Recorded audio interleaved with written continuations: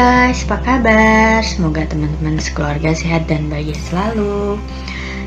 Nah, kali ini kita mau masuk ke topik baru ya. Apa sih?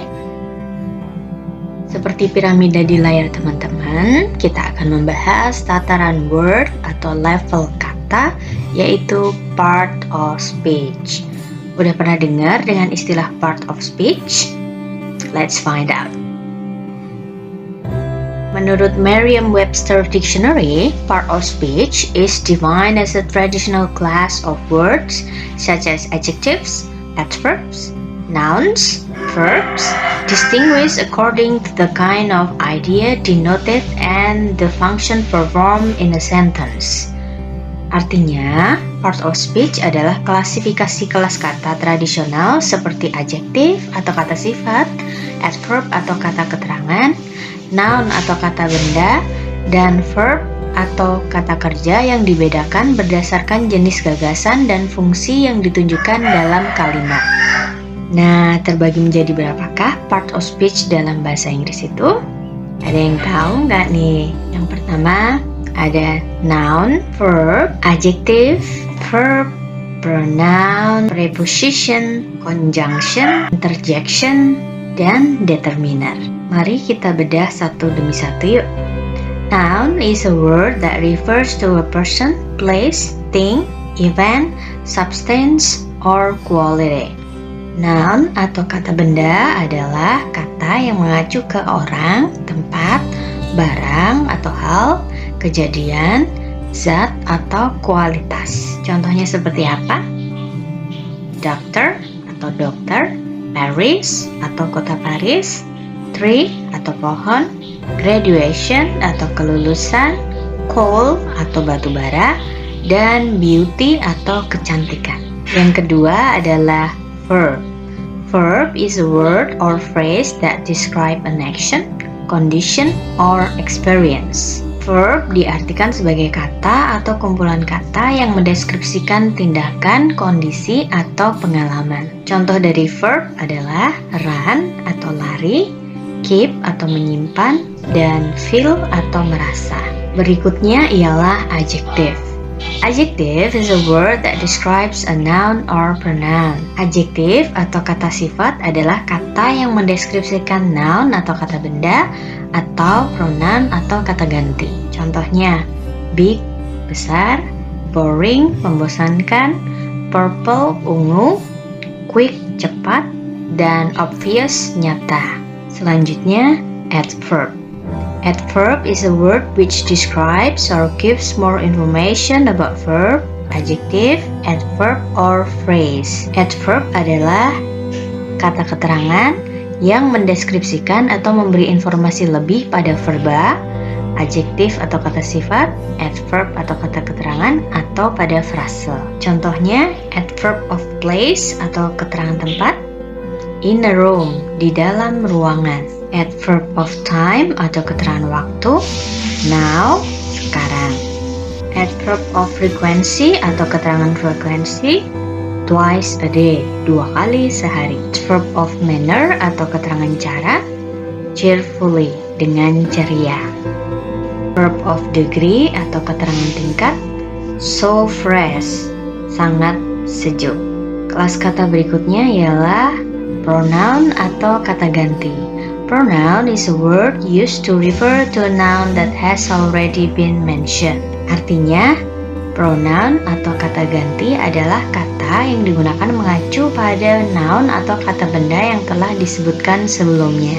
Contohnya, I, saya, we, kami, you, kamu, satu orang, you, kamu, lebih dari satu orang, she, dia perempuan, he, dia laki-laki, they, mereka, dan it, itu jumlahnya 1. Tampilan di layar adalah tabel lengkap dari distribusi pronoun.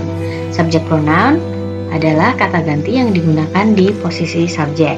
Objek pronoun, kata ganti yang digunakan di posisi objek. Kemudian possessive adjective, kata ganti yang digunakan di depan noun seperti my cell phone, your cell phone, Kemudian possessive pronoun, kata ganti yang digunakan untuk menggantikan possessive pronoun dan noun. Contohnya, my cell phone berubah menjadi mine. Kemudian yang terakhir, reflexive pronoun, kata ganti yang digunakan untuk menyatakan diri sendiri. Contohnya, we cook our food by ourselves. Kita lihat contoh lainnya. Tia sews her clothes by herself. Tia menjahit bajunya sendiri.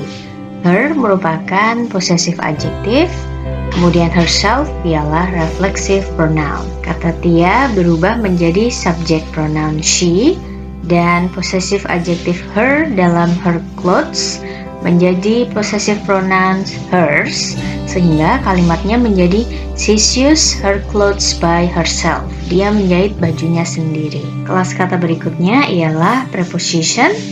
Preposition is a word which is used before a noun phrase, or pronoun connecting it to another word. Kita lihat beberapa contohnya dari kiri ke kanan, atas ke bawah. In di dalam, on di atas, nempel, under di bawah, next to di samping, behind di belakang, in front of di depan, dan between di antara dua hal. Yang tertera di layar merupakan 50 preposisi yang paling sering digunakan. Contoh penggunaannya, from the scientific research on Earth, the area is always sunny throughout the year. Dari riset ilmiah tentang bumi, wilayah itu selalu cerah sepanjang tahun. Kata from, dari, on di atas, dan throughout, sepanjang merupakan bentuk dari preposisi atau kata depan. Kelas berikutnya ialah conjunction, kata hubung. Conjunction is a word that connects words, phrases, and clauses in a sentence. Artinya, konjungsi ialah kata yang menghubungkan kata-kata, frase-frase, dan klausa-klausa di dalam sebuah kalimat. Ada 3 tipe konjungsi, yaitu coordinating conjunction, subordinating conjunction, dan correlative conjunction. Contohnya, not only lemon and lime taste sour, but it is also orange because they belong to citrus fruits. Tidak hanya jeruk lemon dan jeruk nipis yang terasa masam, tetapi juga jeruk orange karena mereka masuk dalam golongan buah citrus. Not only dan but also merupakan correlative conjunction atau kata hubung yang berpasangan. Kemudian because merupakan subordinating conjunction. Selanjutnya, interjection atau interjeksi.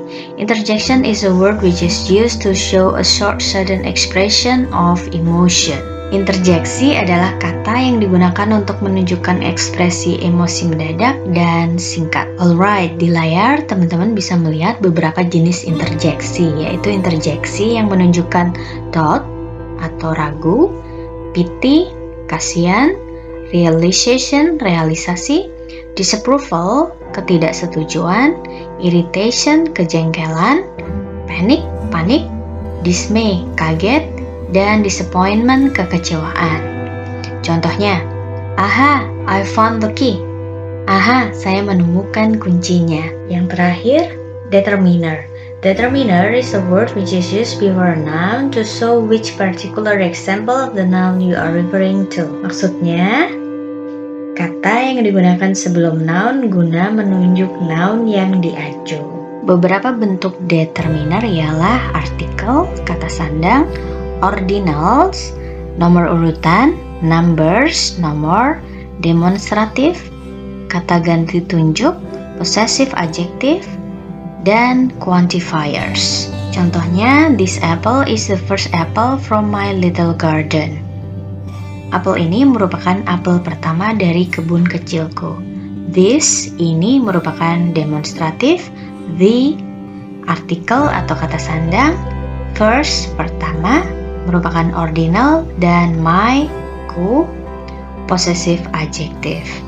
Alright, jadi part of speech atau kelas kata yang telah kita pelajari kali ini berjumlah 9. Noun, verb, adjective, dan adverb merupakan kelas kata yang paling sering muncul dan digunakan.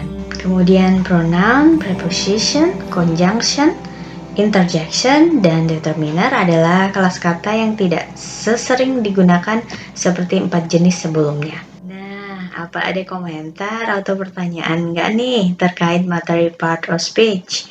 Yuk, feel free share di kolom komentar di bawah ya. See you again with Miss Tari in another topic then. Bye!